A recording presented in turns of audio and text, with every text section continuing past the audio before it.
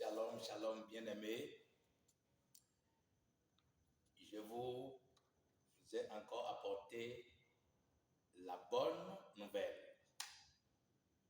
Et le thème de mon exhortation est intitulé « Lisez les Écritures saintes, lisez la Bible et ne laissez personne vous tromper par des philosophies humaines qui n'ont rien à voir avec la parole de Dieu.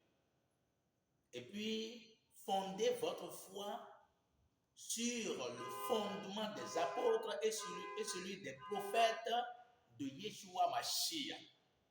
Nous allons lire dans Actes chapitre 17, le verset 10 et le verset 11, qui dit ceci. Aussitôt, les frères firent partie de nuit Paul et Silas pour Bérée. Dès leur arrivée, ils entrèrent dans la synagogue des Juifs. Ces derniers avaient des sentiments plus nobles que ceux de Thessalonique. Ils accueillirent la parole avec beaucoup d'empressement et ils examinaient chaque jour les Écritures pour voir si ce qu'on leur disait était exact. Bien-aimés, quand Paul et Silas, après une persécution, sont descendus à Bérée par l'aide des frères, ils sont entrés dans la synagogue des Juifs. Ils ont commencé par enseigner, prêcher l'évangile du Seigneur Yeshua Mashiach. La Bible déclare que ces Juifs-là ont des sentiments plus nobles que ceux de Thessalonique. Ils reçurent la parole du Seigneur avec beaucoup d'empressement et ils examinaient chaque jour les Écritures pour voir si ce qu'on leur disait était exact. Voilà pourquoi je t'invite aussi à lire la parole de Dieu, à sonder les Écritures, à vérifier à travers les Écritures ce qu'on t'enseigne là où tu reçois l'enseignement. Ce que tu as cru là, sur quoi tu as fondé ta foi là, vérifie si c'est biblique et apostolique.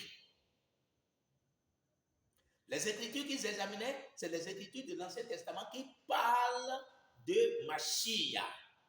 Ils examinaient pour voir si ce que Paul enseignait, disait, il est écrit dans les psaumes, il est écrit dans Proverbes, il est écrit dans Ésaïe, il est écrit dans Jérémie, il est écrit dans Ésaïe 53 que le Mashiach va venir, il va souffrir du moins ça, ou il a souffert la croix, ainsi de suite.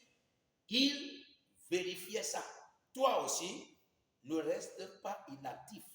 Ne sois pas un adorateur de Dieu suiviste, mais lis les Écritures.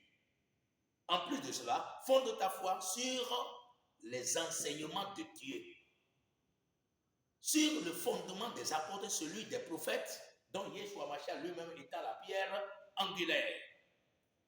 Deuxième partie. Actes chapitre 18. Actes chapitre 18, c'est du verset 1er jusqu'au verset 11, mais je vais commencer par le verset 7. Mais il est question de Paul, de Silas et de Timothée.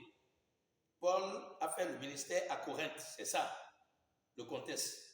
Là, Paul a rencontré Priscille et Aquilas à Corinthe. Et voilà, Paul a prêché l'évangile, a rendu le ministère parmi les Corinthiens. Comment ça s'est passé? Les Juifs avaient riposté, les avaient chassés, ainsi de suite, les avaient insultés, mais ils se sont dirigés dans une maison. Là, nous allons voir ce que le Seigneur a fait. Il sortit de là et se rendit chez un dénommé Titus. Titus, Justus, un homme qui craignait Dieu et dont la maison était contiguë à la synagogue. Cependant, Crispus, le chef de la synagogue, crut au Seigneur, ainsi que toute sa famille. Beaucoup de Corinthiens écoutaient Paul. Ils crurent aussi et furent baptisés. Ça, c'est le premier point.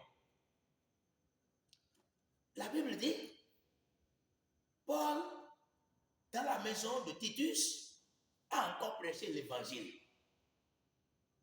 Et Crispus, qui est le chef de la synagogue, il crut au Seigneur avec toute sa famille. La Bible dit, beaucoup de Corinthiens qui écoutaient la prédication, l'enseignement de Paul, crurent aussi au Seigneur et tous ensemble furent baptisés. C'est-à-dire, ils furent immergés dans le cours d'eau au nom du Seigneur Yeshua Mashiach. C'est ce qui s'est passé. C'est comme ça que Paul a rendu le ministère à Corinthe. Silas était témoin également et Timothée était témoin. Et Aquilas et Priscille aussi étaient témoins. Bien aimé, c'est pour te dire que il faut fonder ta foi sur le fondement des apôtres, celui des prophètes de Yeshua Mashiach. Ne fonde pas ta foi sur et si on voit ça, est-ce que ça peut sauver? Si on voit ça, est-ce que le baptême d'eau peut sauver? Si on voit ça, est-ce que comme ça? Oublie ça. Regarde les Écritures. Vois dans l'acte des apôtres. C'est l'acte du Saint-Esprit. Maintenant, nous allons vérifier si le ministère que l'apôtre Paul a rendu parmi les Corinthiens est agréable au Seigneur ou désapprouvé par le Seigneur. Nous allons voir ça. C'est pourquoi nous continuons le verset 9 maintenant. Parce on s'était arrêté sur le verset 8 qui a dit, tous ceux-là qui ont cru étaient baptisés. Le Seigneur dit à Paul dans une vision pendant la nuit, n'aie pas peur, mais parle et ne te tais pas. Ça, c'est le verset 9.